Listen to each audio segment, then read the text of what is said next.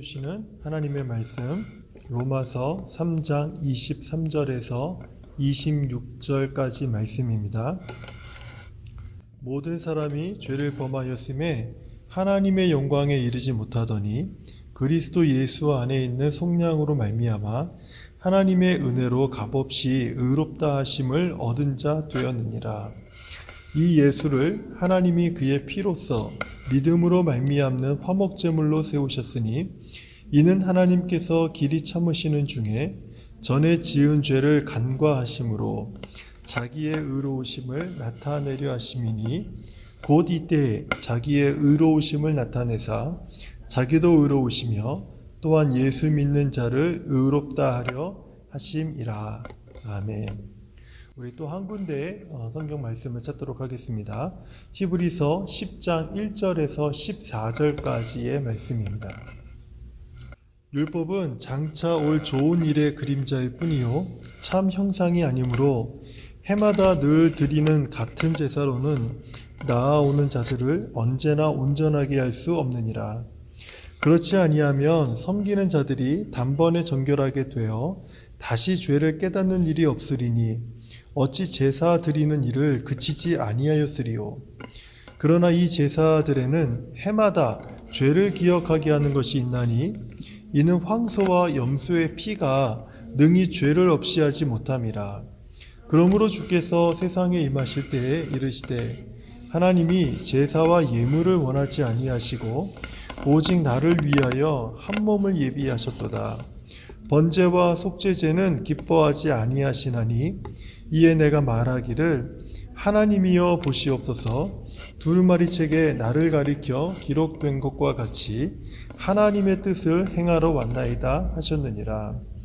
위에 말씀하시기를 주께서는 제사와 예물과 번제와 속죄제는 원하지도 아니하고 기뻐하지도 아니하신다 하셨고 이는 다 율법을 따라 드리는 것이라. 그 후에 말씀하시기를 보시옵소서. 내가 하나님의 뜻을 행하러 왔나이다 하셨으니 그 첫째 것을 폐하심은 둘째 것을 세우려 하심이라. 이 뜻을 따라 예수 그리스도의 몸을 단번에 드리심으로 말미암아 우리가 거룩함을 얻었노라. 제사장마다 매일 서서 섬기며 자주 같은 제사를 드리되 이 제사는 언제나 죄를 없게 하지 못하거니와 오직 그리스도는 죄를 위하여 한 영원한 제사를 드리시고 하나님 우편에 앉으사 그 후에 자기 원수들을 자기 발등상이 되게 하실 때까지 기다리시나니 그가 거룩하게 된 자들을 한 번의 제사로 영원히 온전하게 하셨느니라. 아멘. 네, 오늘은 화목제물로 세우셨으니 라는 제목으로 하나님의 말씀을 전하도록 하겠습니다. 오늘 설교의 제목처럼 우리가 좀 세밀하게 살펴볼 말씀은 로마서 3장 25절에 기록된 화목제물이라는 이 말씀입니다. 우리는 화목제물의 의미를 좀 바로 이해하기 위해서 성경 전체에서 말씀하시는 이 화목이라는 단어의 의미를 먼저 조금 우리가 찾아봐야 되고요. 그리고 두 번째로는 제사의 목적과 방법에 대한 이해를 우리가 좀 찾아보아야 합니다. 그래서 이 화목이라는 단어의 의미와 제사의 목적과 방법을 우리가 이해하게 되면 그러면 오늘 설교의 제목처럼 화목제물로 세우셨으니 라는 이 말씀의 의미를 우리가 좀 보다 명확하게 이해할 수 있을 것이다 생각이 듭니다.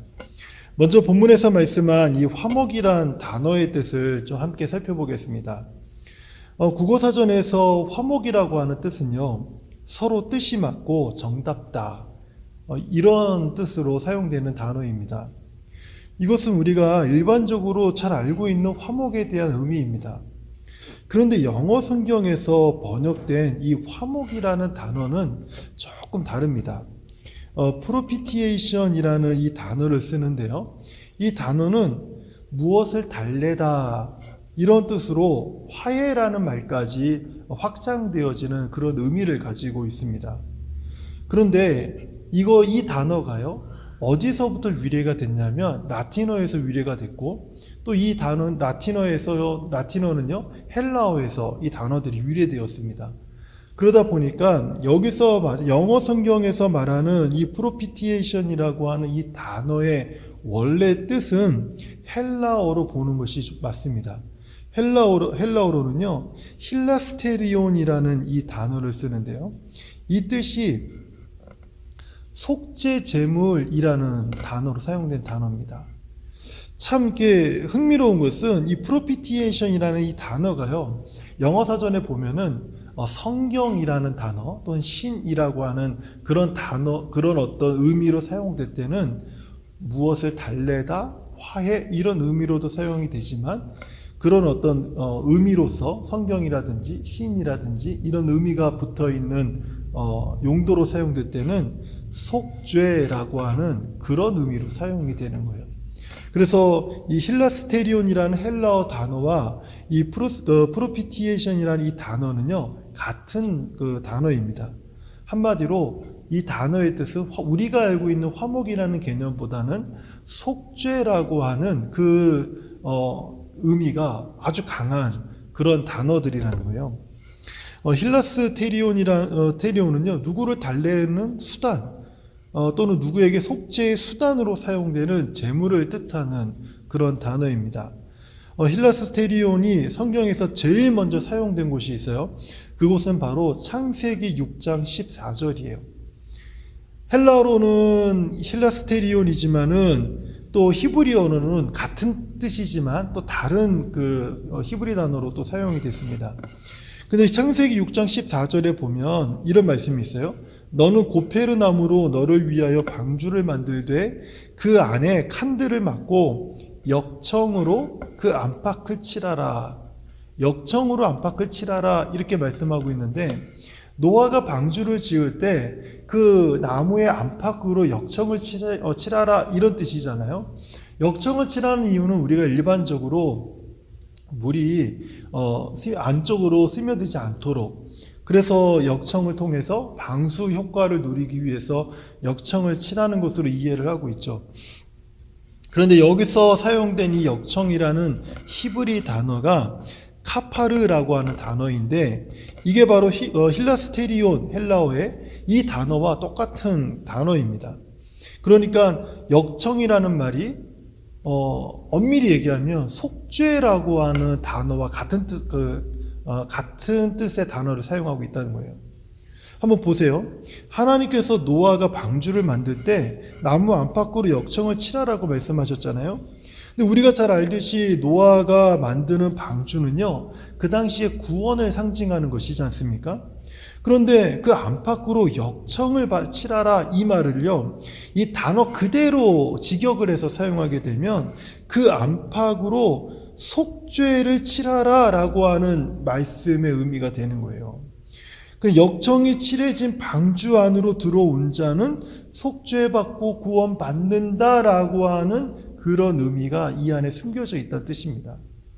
그러면 이 속죄라는 의미로 사용된 히브리 단어 카파르는 이 뜻도 알아봐야 되잖아요. 카파르의 뜻이 무엇이냐면 어떤 뚜껑이나 어떤 무엇들을 이렇게 덮는다라고 하는 그런 뜻으로 사용된 단어입니다.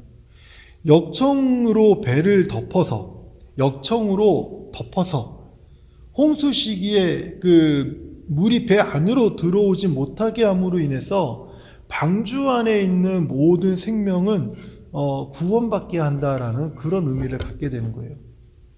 정리해 보면요, 화목이라는 단어는요, 우리 국어사전에서 사용되는 그런 의미보다는 속죄라고 하는 그 의미로 사용이 되는데, 이 속죄라고 하는 원래 본 뜻이 무엇인가 하면 덮는다라는 뜻입니다. 덮는다.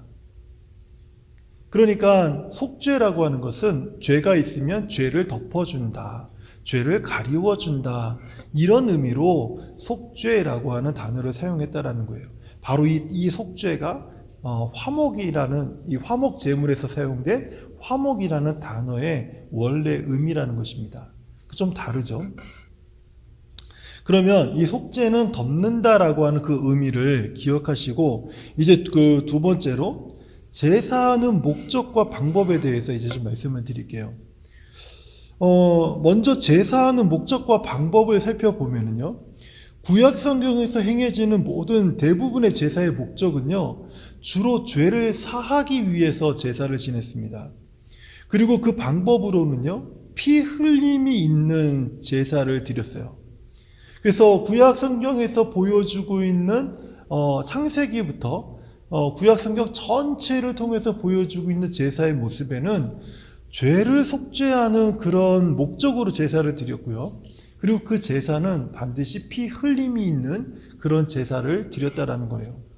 이것을 잘 설명해 주는 말씀이 레위기 17장 11절에 잘 나와 있습니다. 한번 들어보세요. 육체의 생명은 피에 있음이라. 내가 이 피를 너희에게 주어 제단에 뿌려 너희의 생명을 위하여 속죄하게 하였나니 생명이 피에 있으므로 피가 죄를 속하느니라. 생명이 피에 있으므로 피가 죄를 속하느니라. 이 개념이 구약 성경에서 말하는 모든 제사 안에 다 스며들어 있다는 거예요. 히브리서 9장 22절은요, 이 말씀을 아주 깔끔하게 한 문장으로 딱 정리를 했습니다. 피 흘림이 없은즉 죄사함도 없느니라. 피 흘림이 없은즉 사함이 없느니라. 이렇게 한 문장으로 그냥 딱 정리를 해버렸어요. 상당히 깔끔하죠. 제가 지난 설교에서 말씀드린 것처럼 구약의 제사에서 이 피가 의미하는 것은 무엇이냐면, 이 피는요, 하나님께 나아가는 방법을 알려주는 것입니다. 죄인들이 하나님께 나아가는 방법. 어떻게 죄인들이 하나님 앞에 나아갑니까? 짐승의 피를 흘려서 제사를 드릴 때 짐승의 피를 흘림으로 하나님 앞에 나아가는 거예요. 그래서 피는 하나님께 나아가는 방법을 제시해 주고 있다. 제가 지난 설교에서 말씀을 드렸습니다. 이러한 제사는요, 이스라엘 백성이 율법을 받기 이전과 율법을 받은 이후로 구분이 되어집니다. 그러면 먼저 율법을 받기 전에는 구약에서는 어떻게 제사를 드렸는가 먼저 한번 살펴볼게요.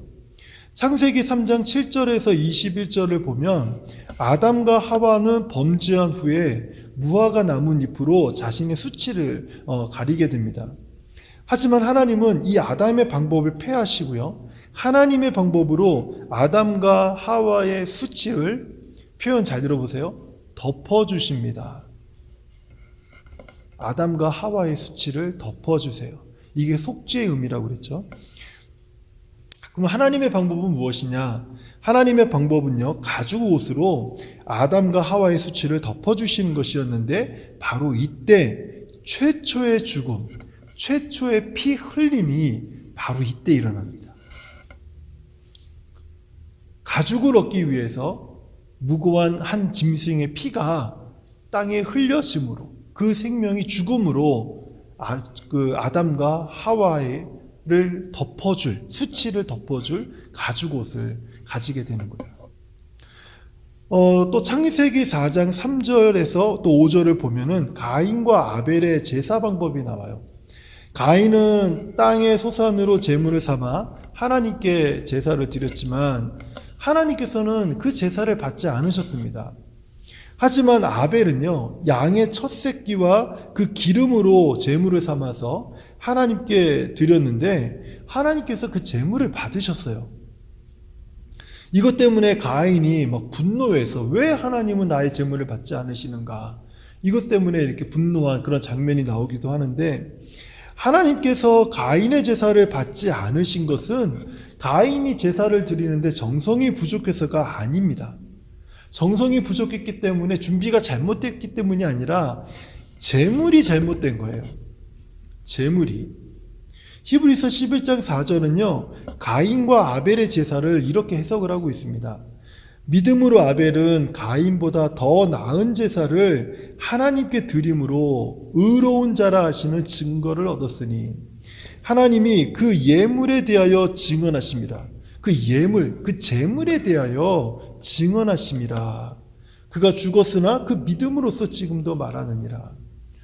그러니까 이 말씀을 보면은 가인의 그 제사의 문제점은 정성이 없는 그 제사가 아니라 제물의 내용이 잘못되었다라는 것입니다. 제물이 잘못됐기 때문에 가인은 정성을 당해서 자기 방법으로 하나님께 제사를 드렸지만 그렇지만 그것은 제물도 잘못됐고 하나님의 방법이 아니라 자기 방법으로 제사를 드렸다는 거예요. 하지만 아벨은 더 훌륭한 제물로 제사할 수도 있었지만은 하나님의 방법을 따라 양의 첫 새끼의 피를 흘려서 제사했기 때문에 하나님께서 아벨의 제사를 받으시고 그를 의로운 자다 이렇게 말씀하신 거예요. 그러니까 제사의 방법에 있어서 제물이 중요하다는 겁니다. 제물이. 창세기 22장을 보면요, 아브라함은 아들 이삭을 제물 삼아서 하나님께 이제 번제를 드리는 장면이 여기에 나오죠. 아브라함이 칼을 들어서 아들 이삭을 죽여서 피를 흘리려고 할 때 하나님께서 아브라함을 말리시지 않습니까? 그리고 하나님께서 준비하신 숫양으로 대신해서 그 양의 피를 흘려서 번제로 하나님 앞에 드리게 됩니다. 바로 이 사건을 히브리서 11장 17절에서 19절에서는 이 창세기 22장의 사건을 이렇게 해석을 하고 있어요. 아브라함은 시험을 받을 때 믿음으로 이삭을 드렸으나 그는 약속들을 받은 자로되 외아들을 드렸느니라. 그에게 이미 말씀하시기를 네 자손이라 칭할 자는 이삭으로 말미암으리라 하셨으니 그가 하나님이 능히 이삭을 죽은 자 가운데서 다시 살리실 줄로 생각한지라. 비유컨대 그를 죽은 자 가운데서 도로 받은 것이니라.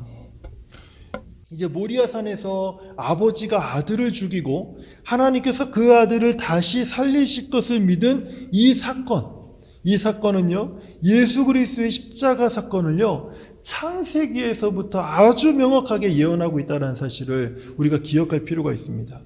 모리아산은 예수님께서 십자가에서 달려 죽으신 그 동일한 장소의 산이죠. 아버지가 아들을 죽였죠. 하나님께서 독생자 예수를 십자가에 내어 죽이셨죠. 아들은 그 아버지 행동에 순종하셨죠. 예수님은 하나님께서 예수님을 십자가에 내어 주실 때 묵묵히 그 십자가의 길을 순종함으로 걸어가셨죠. 하지만 아버지는 하나님께서 아들을 다시 살리실 것을 믿었죠. 그래서 그 믿음으로 말미암아 다시 그 외아들 이삭을 돌려받았죠. 너무 똑같지 않습니까? 아버지가 외아들을 죽여요. 그런데 그 외아들을 하나님이 다시 살리실 것을 믿음으로 드리는 겁니다. 이러한 제사는요, 율법보다 앞서서 하나님께서 이미 시청각 자료로서 이미 모든 사람들에게 보여주신 거예요.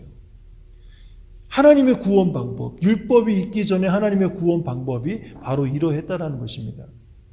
그리고 출애굽기 3장에서 12장까지를 보면요, 하나님께서 이집트에서 내린 10재앙이 나오죠. 마지막 10번째 재앙은요, 이집트 땅에서 모든 처음 난 것을 죽이는 재앙이었습니다. 소위 장자의 죽음이라고 하는 재앙이었죠. 이 재앙이 임할 때 이집트 땅에 있는 모든 장자는 다 죽었지만 이스라엘의 장자들은 죽음을 면했습니다. 그 이유를 출애굽기 12장 12절에서 13절 이 두 절에서 잘 말씀하고 있는데요. 내가 그 밤에 애굽 땅에 두루 다니며 사람이나 짐승을 막론하고 애굽 땅에 있는 모든 처음 난 것을 다 치고 애굽의 모든 신을 내가 심판하리라. 나는 여호와라. 내가 애굽 땅을 칠 때에 그 피가 너희가 사는 집에 있어서 너희를 위하여 표적이 될지라. 내가 피를 볼 때에 너희를 넘어가리니 재앙이 너희에게 내려 멸하지 아니하리라. 이스라엘 백성은 어린 양을 잡아서 그 피를 집의 문설주에 발랐기 때문에 하나님의 재앙, 하나님의 심판이 이스라엘의 집에는 임하지 않았던 것입니다. 하나님께서 그 각 집, 이스라엘에 있는 모든 집마다 문설주에 발라져 있는 어린 양의 피를 보고 하나님은 심판을 내리지 않고 지나가셨기 때문에 이스라엘의 그 모든 가정에는 하나님의 심판이 임하지 않았던 거예요. 이 무엇을 말하고 있습니까? 그 피가 각 집을 다 덮어주고 있었던 거예요. 그 각 집의 모든 심판을 받을, 그 죄악으로 심판을 받을 모든 집들을 다 그 피가 가려주고 덮어주고 있었기 때문에 하나님의 심판이 임하지 않은 거예요. 하지만 이집트의 모든 그 가정들은 그 피가 그들을 덮고 있지 않았기 때문에 하나님의 심판을 고스란히 다 받게 된 겁니다. 여기까지가 우리가 율법을 받기 전까지의 구약 성경에서 말하는 제사의 방법, 또 어떤 목적들, 그런 것들입니다. 그러면 이제 율법을 받은 이후의 제사에 대해서 우리가 한번 좀 생각을 해볼게요. 이스라엘 백성들은요, 율법을 통해서 5가지 제사의 방법을 이제 하나님으로부터 받습니다. 번제, 소제, 화목제, 속죄제, 속번제, 이렇게 5가지 제사를 받아요. 레위기에서는요, 이 모든 제사에 대해서 제사장이 어떻게 제물을 드려야 하는지에 대한 아주 매우 구체적인 방법과 또 제사자가 준비해야 될 제물의 종류들을 아주 상세하게 잘 설명을 하고 있습니다. 근데 오늘은 시간 관계상 이 모든 것을 다 설명드리기는 어렵고요. 설교 주제와 직접적으로 관련되어 있는 속죄제와 그리고 7가지 절기 중에서 대속죄일이라는 절기가 있는데 그 2가지만 좀 간략하게 좀 제가 말씀을 드릴게요. 먼저 속죄는요, 앞에서 말씀드린 것처럼 카파르라고 하는 히브리 단어를 쓰고 있는데 죄를 덮다라는 그런 의미라고 말씀을 드렸습니다. 그러므로 속죄제는 어떤 제사입니까? 죄를 덮어주는 제사입니다. 죄를 용서하는 제사가 아니라 죄를 덮어주는 제사라는 거예요. 그게 바로 속죄제입니다. 속죄제는 레위기에 기록된 대로 대상에 따른 절차대로 이제 제사를 이제 대상에 따른 어떤 절차가 있는데 그 절차대로 이제 제사를 드리게 됩니다. 속죄제의 특징이 있는데요. 번제나 소제나 화목제처럼 향기로운 제사가 아니라는 거예요. 그 죄를 속죄하는 그런 제사이기 때문에 이것은 하나님이 받으시기에 아름답고 향기로운 제사가 아니다. 그겁니다. 그리고 속죄제에 바쳐질 제물의 특징이 있는데 흠이 없어야 돼요. 흠이 있는 것을 드려서는 안 됩니다. 그리고 속죄제에 사용된 제물은요, 일부 내장을 제외하고 모든 고기는 이스라엘 진영 밖으로 갖고 가서 그곳에서 죄를 버리는 장소에서 나무 위에 다 태워버렸어요. 그리고 속죄제에 사용된 제물들은요, 그 이스라엘 진영 밖 안에 두지 않았다는 뜻입니다. 그 죄들은 다 이스라엘 진영 밖으로 다 내보내서 거기서 나무로 태워버렸다라는 거예요. 이게 속죄제의 그 대략적인 내용입니다. 이스라엘의 7대 절기 중에 하나가 있는데 그게 대속죄일이에요. 대속죄일은 히브리어로 보면 7월 10일 이 정도 7월 10일에 그 이제 속죄일이라고 하는 절기를 보내게 되는데 온 이스라엘의 백성의 죄를 정결하게 하는 그런 아주 큰 그런 절기입니다. 이 대속죄일의 핵심은 바로 피에 있어요. 수송아지의 피, 염소의 피, 양의 피를 이렇게 드리는데 피가 없이는 대속죄일을 지낼 수가 없는 겁니다. 이 절기를 보낼 수가 없어요. 히브리서 9장 7절은 이 날에 대해서 이렇게 말을 해요.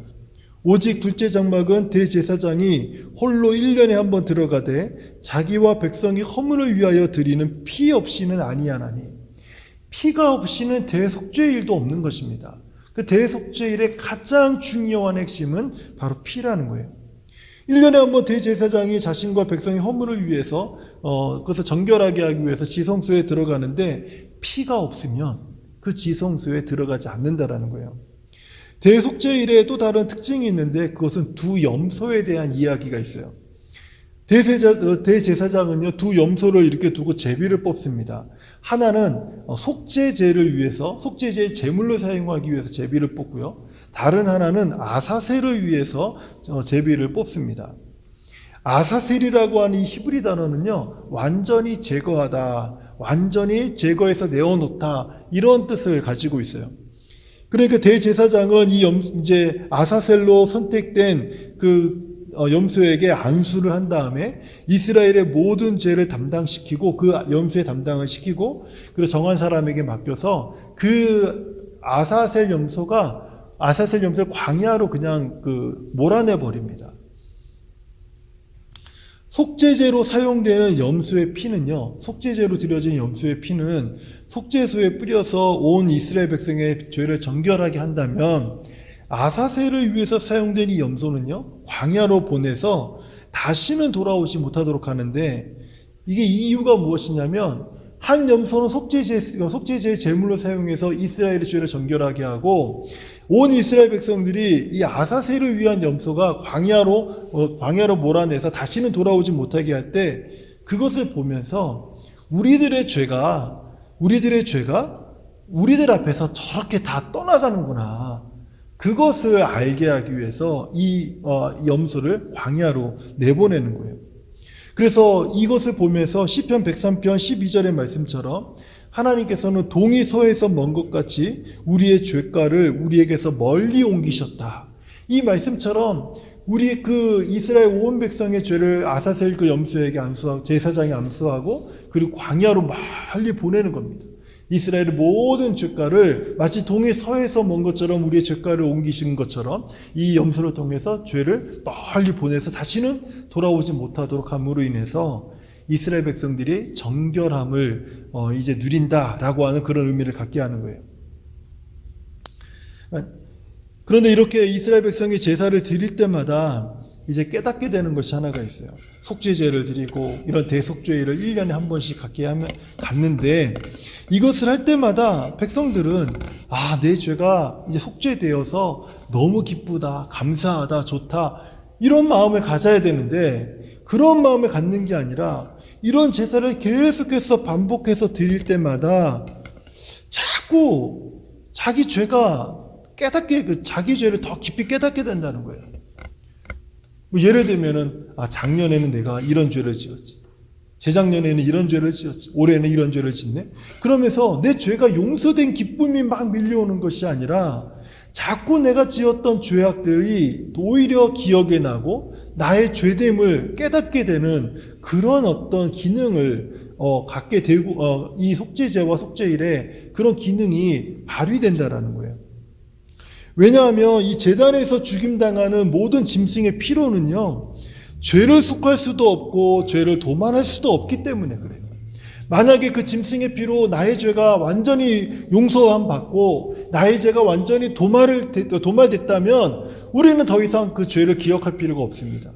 그런데 짐승의 피로 드리는 모든 그 제사들을 통해서 우리는 죄가 속죄받은 것 같은데 내년에 다시 한번 이 속죄일을 가질 때 또 죄가 드러나고 또 죄가 드러나고 또 죄가 드러나고 그러면서 자꾸 자기 죄가 깨닫게 된다는 거예요. 왜요? 속죄라고 하는 단어의 뜻은 용서가 아닙니다. 속죄라고 하는 단어의 뜻은 덮는 거예요. 그 죄를 덮어주는 것이지 가리워주는 것이지 용서하는 것이 아니라는 거예요. 바로 이것이 구약제사에서 말하는 속죄의 의미예요. 그럼 이제 우리는 이런 구약제사에 대해서 히브리서 10장 1절에서 14절 우리가 본문으로 그 두 번째 본문으로 함께 읽었던 히브리서 10장 1절에서 14절의 해석을요 이제부터 천천히 한번 살펴보면 이게 무슨 의미인지를 우리가 좀 이해할 수 있게 된다는 거예요. 먼저 히브리서 10장 1절에서 4절까지의 말씀을 다시 한번 들어보세요. 율법은 장차 올 좋은 일의 그림자일 뿐이요 참 형상이 아니므로 해마다 늘 드리는 같은 제사로 나아오는 자들을 언제나 온전하게 할 수 없느니라. 그렇지 아니하면 섬기는 자들이 단번에 정결하게 되어 다시 죄를 깨닫는 일이 없으리니. 만약에 한 번에 그냥 그 제사를 통해서 죄가 깨끗해지고 용서함 받는다면 다시 죄를 깨닫는 일이 없을 거라고 지금 얘기하고 있는 거예요. 그리고 어찌 제사 드리는 일을 그치지 아니하였으리요 멈추지 아니하였으리요 이렇게 말씀하고 있는 거죠. 그러나 이 제사들에는 해마다 매년마다 죄를 기억하게 하는 것이 있나니 이게 바로 속죄제 그리고 대속죄일이 갖고 있는 기능입니다. 오히려 죄를 속죄하고 죄를 용서하고 없어지게 하고 도말시키는 것이 아니라 죄를 기억나게 한다는 거예요. 죄를 기억나게 한다. 이는 황소와 염소의 피가 능히 죄를 없이 하지 못합니다. 죄를 없애지 못한다라는 것입니다. 구약의 백성이 제사할 때마다 2절에서 보면 죄를 깨닫게 되고 3절에서는 제사가 그 죄를 기억나게 해준다. 지금 이렇게 얘기하고 있죠. 이제 11절을 한번 보세요. 11절을 보시면 제사장마다 매일 서서 섬기며 자주 같은 제사를 드리되 제사장들이 매일같이 서서 그 제사를 드리면서 얼마나 수고롭게 봉사를 이렇게 함에도 불구하고 이 제사는 언제나 죄를 없게 하지 못하거니와 하면 할수록 죄가 더 드러나지 그 죄를 다 도말하지 못한다라는 거예요. 그리고 이것을 누가 가장 잘 알겠습니까? 매일같이 서서 제사를 드리는 제사장이 가장 잘 아는 거예요. 이렇게 하면 할수록 자꾸 제사를 드리는 사람이나 제사를 대행하는 제사장이나 누구든지 다 오히려 죄가 더 드러나는 것을 깨닫게 되기 때문에 그래요. M.R. 디안이라고 하는 신학자 분이 계시는데 이분이 이제 이런 본문에 대해서 아주 중요한 말을 해서 제가 잠깐 인용을 해드리겠습니다. 한번 들어보세요. 성막에서 드려지는 희생 제물의 피에 기초하여 하나님께서 구약 신자들의 죄들을 오래 참을 수는 있었다. 그러니까 희생 제물의 피를 기초를 해서 하나님께서는요, 구약에 있는 그 백성들의 죄들을 오래 참을 수는 있었다라는 거예요. 그러나 하나님과의 화목은 이루어지지 않았으며 실제로 죄는 그리스도의 보혈이 흘려지기 전에는 전혀 제거될 수 없었다. 그리고 이것이 구약의 성도들이 죄의 용서는 받았지만 절대로 의롭다고 인정받지 못한 이유이기도 하다. 그 속죄제와 그 대속죄를 통해서 그 죄는 가리워지고 마치 그 일시적인 용서를 받는 것처럼 보이지만은 구약에서 의롭다라고 인정받지 못했다라는 거예요. 의롭다라고 칭해지는 것, 이 말은 갈보리 십자가 이전에 전혀 사용된 적이 없으며 성경에서 용서라는 말은 갈보리 이후에도 전혀 언급되고 있지 않다. 이게 상당히 중요한 얘기입니다. 우리가 일반적으로 구약에서는 제사를 통해서 우리 죄 용서를 받았고 신약에서는 예수님의 그 십자가의 죽음에서 흘리신 피를 믿음으로 우리가 죄 용서 받는다, 이렇게 알고 있으면 안 된다라는 거예요. 뭔가 좀 잘못 알고 계신다는 뜻입니다. 구약 예수님이 십자가에서 돌아가시기 전에 온전한 용서는 없었다라는 거예요. 그렇기 때문에 의롭다고 불리어지는, 제사를 통해서 의롭다라고 불려지는 그런 일도 없었다는 겁니다. 구약에서 행해진 속죄 제사로는 죄를 덮을 수 있을지는 모르지만 그 제사로는 의롭게 될 수 없다, 지금 이렇게 얘기하는 거예요. 그 이유가 무엇입니까? 제사의 방법이 잘못되었기 때문에 그렇습니까? 아니에요. 그 이유는요, 재물 때문에 그런 것입니다. 재물에 문제가 있기 때문에 그래요. 우리가 이 히브리서에 있는 말씀처럼 황소와 염소의 피가 능히 죄를 없이 하지 못한다. 그러니까 재물이 문제라는 겁니다. 만약에 죄를 용서할 수 있는 재물만 있다면, 그렇다면은 더 이상 이 구약에 있었던 제사들은요, 반복해서 제사하지 않았다라는 거예요. 그냥 한 번으로 끝났다라는 것입니다. 하지만 재물에 문제가 있었기 때문에 그 재물로는 죄를 속죄, 덮을 수는 있지만 용서할 수 없었다라는 거예요. 하나님께서 받으실 완전한 속죄 제물이 있다면 속죄 제사는 반복되지 않았을 것이고 단번에 끝났을 것입니다. 하지만 불완전한 속죄 제물로는 죄를 덮어 가릴 수는 있어도 하나님 앞에 의로움을 얻을 수는 없었다라는 거죠. 이것에 대해서 예수님께서 하신 말씀이 히브리서 10장 5절에서 14절까지 기록이 되어 있는 거예요. 제가 이해를 돕기 위해서 5절에서 14절을 제 나름대로 한번 요약을 해봤습니다. 이것은 좀 제가 빼고 더했는데 성경을 가감한 것이 아니라 좀 우리의 이해를 돕기 위해서 제가 요약을 한 것입니다. 한번 들어보세요. 제가 요약한 것은 8절, 10절, 11절, 12, 14절입니다. 한번 들어보세요. 주께서는 제사와 예물과 번제와 속죄제는 원하지 아니하고 기뻐하지도 아니하신다 하셨고 이는 다 율법을 따라 드리는 것이라. 이 뜻을 따라 예수 그리스도의 몸을 단번에 드리심으로 말미암아 우리가 거룩함을 얻었노라.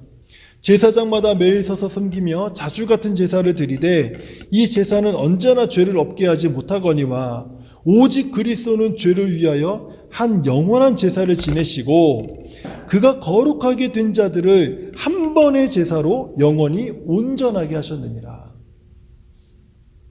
제사하는 자의 죄를 없이 하지는 못하고 제사하는 자를 의롭게도 하지 못하면서 그저 반복만 해야 되는 이 제사를 멈추기 위해서 예수님께서 스스로 제물이 되셨다.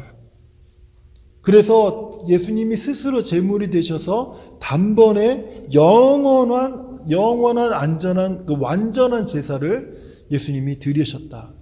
그리고 모든 반복된 제사를 멈추게 하셨다. 이 한 번에 드린 이 제사는 영원히 유효한 것이다. 지금 이렇게 말씀하는 거예요. 여기까지가 화목, 즉 속죄와 제사의 목적과 방법에 대한 말씀입니다. 그렇다면요, 이제 마지막으로 예수 그리스도를 제물로 내어준 우리는 하나님의 마음을 좀 살펴봐야 돼요. 그 하나님의 마음을 살펴보고 이제 오늘 말씀을 맺으려고 합니다. 예수님을 화목제물로 내어주신 이 하나님의 심정, 그 하나님의 심정이 어떠했겠습니까? 로마서 3장 25절과 26절에 그 심정이 잘 나타나 있어요. 우리가 첫 번째 본문으로 읽었던 말씀이죠. 다시 한번 들어보세요. 이 예수를 하나님이 그의 피로써 믿음으로 말미암는 화목제물로 세우셨으니 이는 하나님께서 길이 참으시는 중에 전에 지은 죄를 간과하심으로 자기의 의로우심을 나타내려 함이니 곧 이때에 자기의 의로우심을 나타내사 자기도 의로우시며 또한 예수 믿는 자를 의롭다 하려 하심이라. 하나님께서 이전에 우리가 지은 죄들에 대해서 어떻게 하셨다고요? 길이 참으셨다.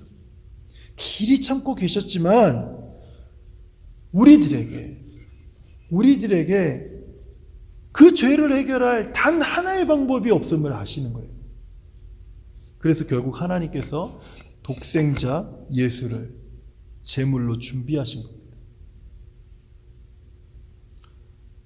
길이 참으시면서 오래 참으시면서 그 죄인들이, 그 이스라엘 백성들이, 그리고 우리들의 죄의 문제를 해결할 그 방법을 찾을 수 있는지 긴 시간 동안 참아봤지만 우리들에게는 단 하나의 방법도 없다라는 사실을 하나님은 알고 계셨던 거예요. 그냥 내버려 두면 하나님의 진노로 하나님의 심판을 받아 멸망당할 수밖에 없는 그러한 죄인들이라는 것을 하나님은 알고 계셨던 거예요. 그럼에도 불구하고 황소와 염소의 피로 그 속죄의 제사로 우리들의 죄를 덮어놓고 오래 참아오셨지만 이제는 안 되는 거예요. 이것을 해결하시기 위해서 하나님이 자기의 아들을 이 희생의 제물로, 속죄의 제물로 하나님 스스로가 준비하신 거예요. 이것은요, 하나님의 입장에서는 가장 고통스러운 것일 겁니다. 하지만 우리들의 입장에서는요, 우리에게는 우리를 향한 하나님의 그저 놀랍고 다함이 없는 사랑이라는 거예요. 우리의 입장에서는 놀라운 하나님의 사랑이지만 하나님의 입장에서는 가슴 찢어지면서 고통스러운 결정이었다는 거예요. 바로 이 하나님의 이 고통스러운 결정, 가슴을 찢는 이 고통스러운 결정, 하지만 우리를 향한 하나님의 놀라운 사랑은 우리로 하여금 세 가지 결과를 갖게 만들었어요. 첫째는요, 자기 아들을 속죄 제물로 내어주셔서 그의 피를 믿는 자들의 죄를 이제는 덮고 있지 않고 가리지 않고 완전히 용서하셨습니다. 즉, 제사와 율법이 요구하는 모든 요구를 완벽하게 완전하게 충족시켜 주셨다. 그 뜻이에요. 왜냐하면 하나님의 아들 예수의 피는요, 우리 죄를 용서할 충분한 가치가 있기 때문에 그래요. 하나님의 아들 예수 그리스도의 피는 황소나 염소와 같은 피가 아니라는 것입니다. 우리의 모든 죄를 용서할 만한 충분한 가치가 있는 고귀한 피라는 거예요. 둘째로요, 하나님은 속죄제물로 내어주신 아들 예수 그리스도를 믿는 자들을 이제는 그 예수 그리스도를 속죄제물로 내어주셔서 그 흘리신 피를 믿는 자들, 그 자들은 의롭다라고 여겨주셨어요. 이것을 우리는 칭의라고 말합니다. 의롭다 여김을 받는 것. 즉 법적으로 의롭다라고 판결하신 거예요. 내가 준비한 나의 독생자 예수 그리스도 나의 아들을 속죄제물로 준비해서 내가 드린 그 모든 그 십자가에 올려드린 그 제물을, 거기서 흘린 피를 너희가 믿는다면 의롭다라고 인정됩니다. 왜냐하면 예수님의 속죄는요, 우리를 의롭게 할 만한 충분한 조건을 갖추고 있기 때문에 그래요. 황소나 염소의 피가 우리에게 주지 못하는 충분한, 하나님이 우리를 능히 의롭다라고 말씀하실 만한, 하나님의 공의를 완전히 충족시킬 만한 그런 의로움을 가지고 있기 때문에 그것을 믿는 자들은 하나님께서 의롭다, 의로운 자다 이렇게 여기신다는 거예요. 그렇게 법적으로 땅땅땅 판결이 끝나버렸습니다. 정말 우리가 이 예수의 피를 믿는다면 우리는 하나님 앞에서 의로운 자입니다. 마지막으로 하나님의 아들 예수 그리스도의 피를 의지하여 하나님께 나아오는 모든 자를 예수님은요, 하나님과 화목하게 하셨어요. 황소와 염소의 피는 하나님과 우리를 화목하게 하지 못했습니다. 그러나 예수의 피는 우리를 하나님과 화목하게 하셨습니다. 하나님과의 관계를 새롭게 하신 거예요. 관계를 바꿔버렸어요. 이전에 죄로 말미암아 하나님과 원수된 자들이 이제는 예수로 말미암아 하나님과 화해를 누리게 된 것이에요. 여기까지 오늘 설교를 잘 이해하셨다면 제가 이제 천천히 로마서 3장 23절에서 26절의 말씀을 낭독해 드릴 겁니다. 그렇다면 이 말씀의 의미가 무엇인지를 저는 잘 이해하실 것이라고 믿어요. 한번 잘 들어보세요. 오늘 설교 전체를 한번 떠올리시면서 이 말씀을 한번 들어보세요. 모든 사람이 죄를 범하였음에 하나님의 영광에 이르지 못하더니. 우리는 하나님의 영광에 이를 단 1의 자격도 갖추지 못하고 있다는 뜻입니다. 이게 24절 그리스도 예수 안에 있는 속량으로 말미암아 하나님의 은혜로 값없이 의롭다 하심을 얻은 자 되었느니라. 어떤 조건도 우리는 어떤 자격도 갖추지 못했다. 우리가 그래서 값없이 받을 수밖에 없는 거예요. 우리가 하나님 앞에 값을 치를 것이 단 하나도 없는 거예요. 왜냐하면 자격도 없고 조건도 우리를 갖추지 못했고 자격도 갖추지 못했고 어떤 능력도 없기 때문에 그냥 값없이 받지 않고는 도저히 우리는 이 문제를 해결할 수 없기 때문에 바로 그것을 말씀하고 있는 거예요. 하나님 공짜로 주겠다고 준 그런 의미가 아니란 뜻입니다.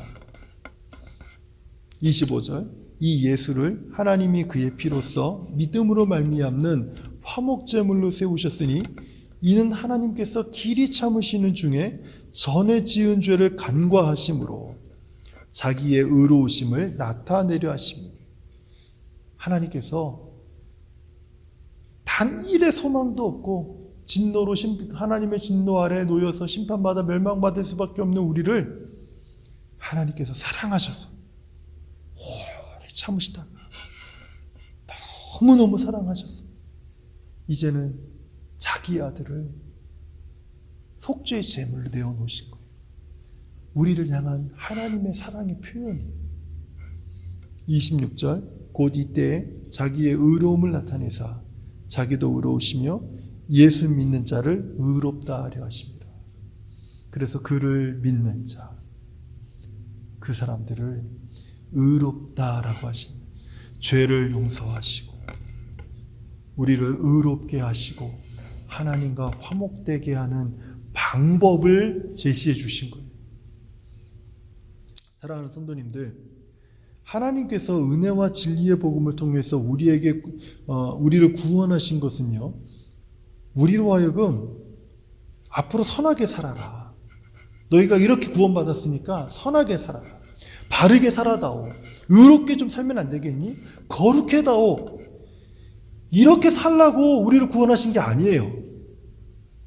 많은 분들이 이렇게 예수를 믿고 나서 이렇게 살려고 부단히 노력을 하는데 갈라디아서에서 사도 바울이 이것 때문에 책망을 하는 겁니다. 너희가 은혜로 구원을 받았는데 어찌하여 율법으로 다시 돌아가려고 하느냐. 예수 믿고 구원받은 사람은 내가 예수 믿고 구원받았기 때문에 이제 선하게 살아야지, 이제 바르게 살아야지, 의롭게 살아야지, 거룩하게 살아야지, 변화된 사람처럼 살아야지, 성도답게 살아야지라고 노력하며 살라고 하나님이 우리를 구원하신 게 아니라는 거예요. 그럼 막 살아도 됩니까? 한번 잘 들어보세요.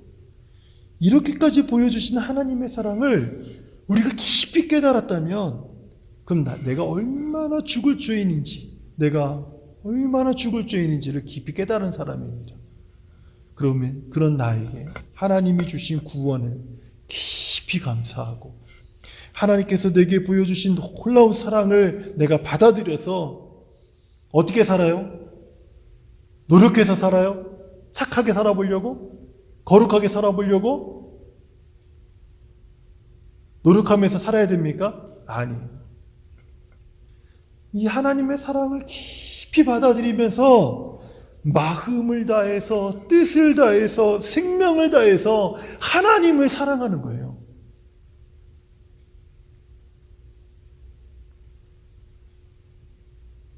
하나님을 사랑하는 거예요.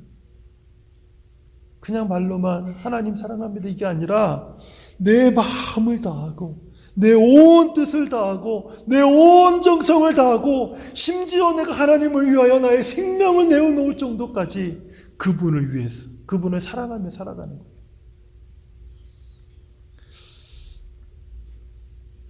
은혜와 진리의 복음을 깨닫는 사람들은요, 정말 그 마음에 하나님을 사랑하는 마음으로 충만한 사람들입니다. 저는 이 은혜와 진리의 복음을 제가 수요일마다 말씀을 전하고 있는데, 이 은혜와 진리의 복음을 우리가 정말 깊이 깨달아서 우리 마음 중심으로 하나님이 나를 위해서 어떻게 사랑하셨는지 그것을 깊이 깨달아서 정말 그 하나님을 우리가 깊이 사랑하는 저와 우리 모든 성도님들 되시기를 우리 주님의 이름으로 축원하면서 또 간절히 바라면서 오늘 설교를 마치려고 합니다. 하나님 감사합니다.